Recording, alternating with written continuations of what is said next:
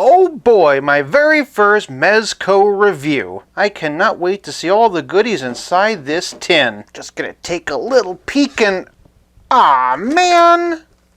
Welcome to 5 Points of Articulation, where I review action figures and then articulate 5 points to help you decide if you want to add that figure to your collection. The 5 points I discuss are packaging, presentation, posability, playability, and price. I'm Jason, and if you enjoy my content, please like, share, subscribe, do all the YouTube rigmarole.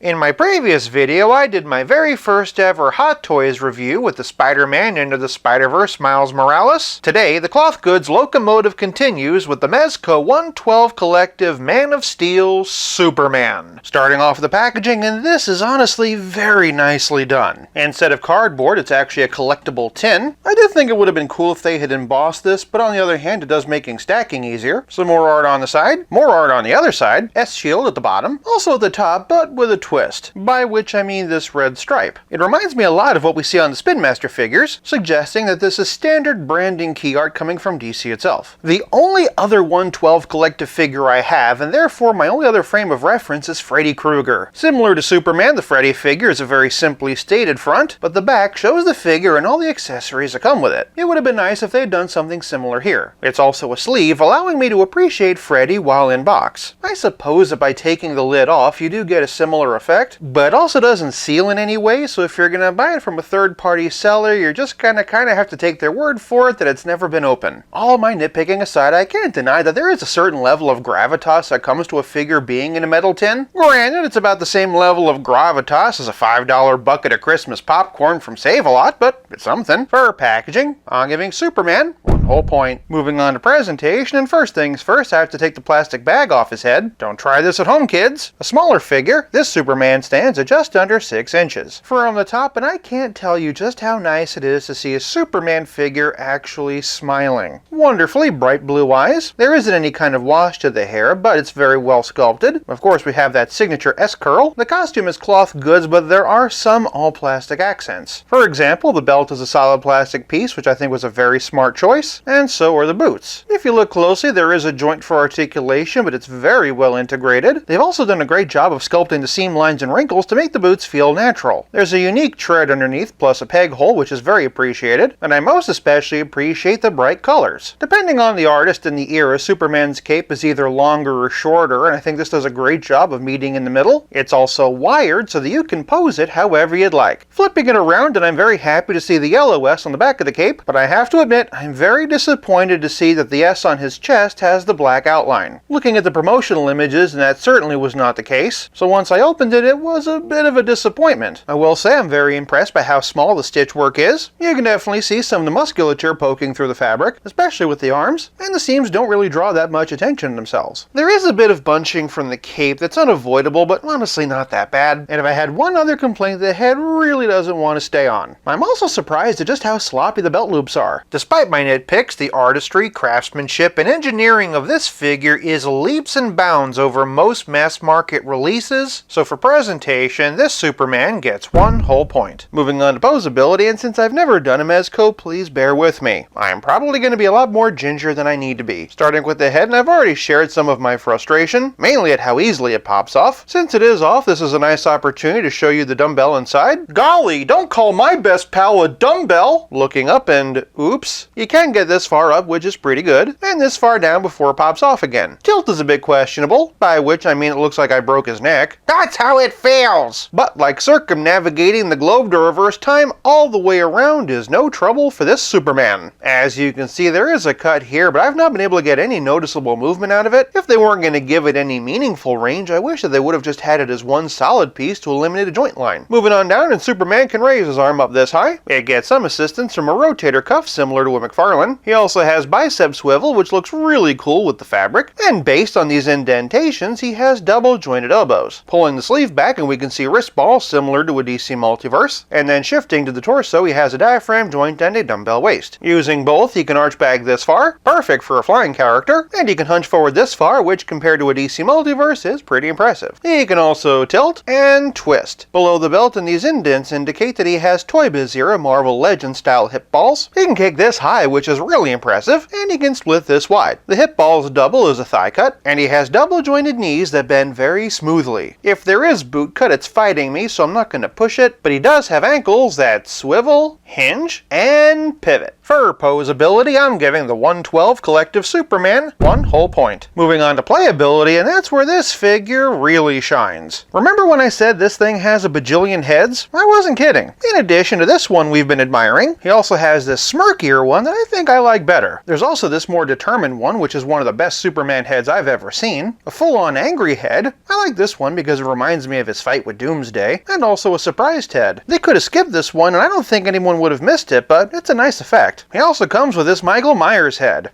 The blackest eyes, the devil's eyes. No, this is for his heat vision. This has gotta be one of the coolest features I've ever seen on a Superman figure. Lastly, there's this is to accommodate his heat vision. First, we have these more slender beams. As you can see, they only go so far, but there is an extra piece for when you make contact. Additionally, he comes with this wider blast for when he ain't messing around. Not gonna lie, these are pretty cool. They also look kinda delicious. The forbidden cough drop. If that wasn't enough, he also comes with this Starro. Bit of paint slop on mine, unfortunately. It wraps around his head like so, but with a little work, it can affix to other similarly scaled figures. As far as McFarlane figures go, that's going to be more of a case-by-case. Honestly, not a whole lot to give. Moving on down to the middle, however, in an even cooler wraparound accessory, is this bendable Black Mercy. It's exactly what I wish McFarlane had included with Mongol, and Mezco has done a great job. The fact that it's bendable means you could use it with your DC Multiverse Superman. As long as we're talking about the torso, Superman comes with not one, but 3 magnetic ricochet effects. Just so you know, they only work in the chest area. Moving on down to his hands, they've given him some punching effects to go over his fists. Of course, Supes doesn't just come with a pair of fists. He also comes with these for when he wants to fly or do the robot. Burp, burp, burp, burp, burp.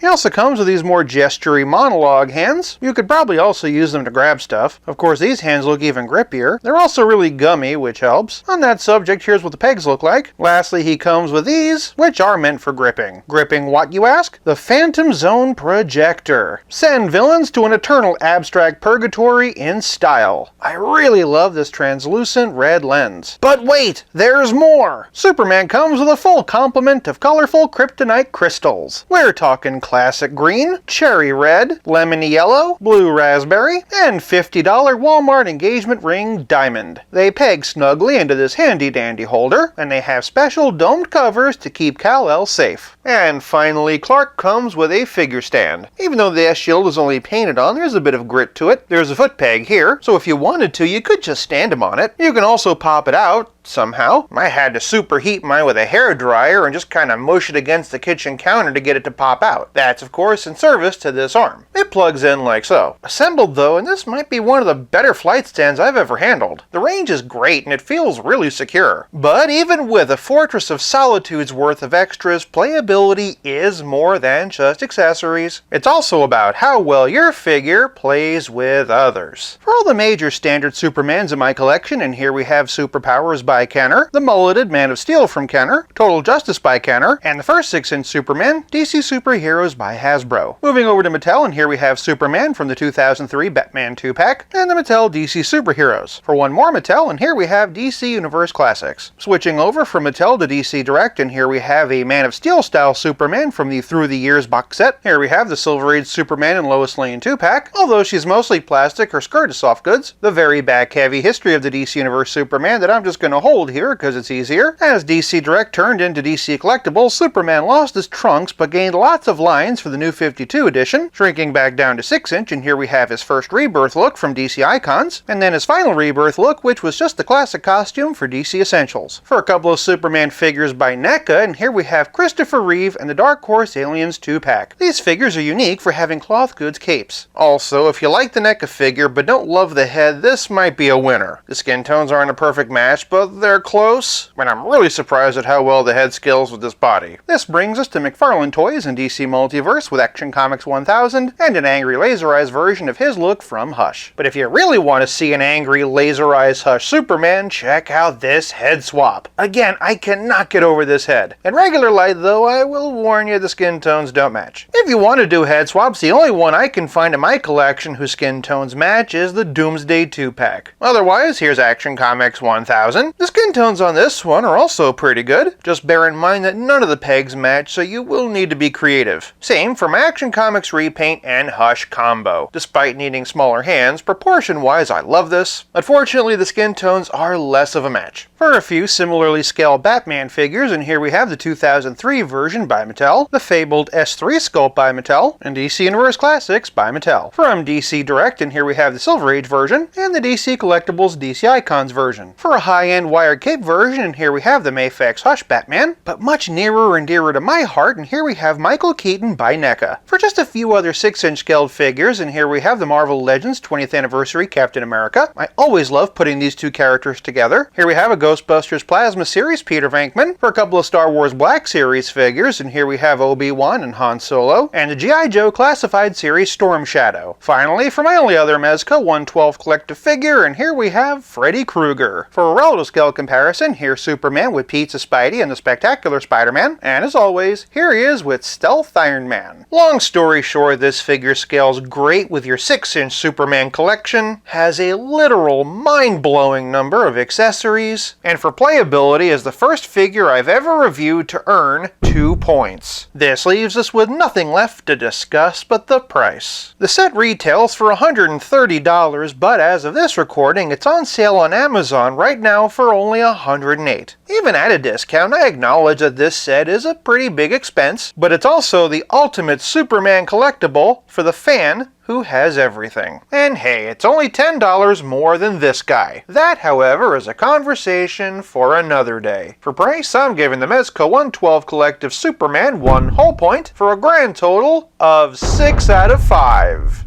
Would you like me to review more Mezco 112 collective figures? Sound off in the comments below and feel free to share some of your favorites. If you like this video, check out one of these. Thank you so much for watching. I'll be back again real soon, but until then, play nice and have fun.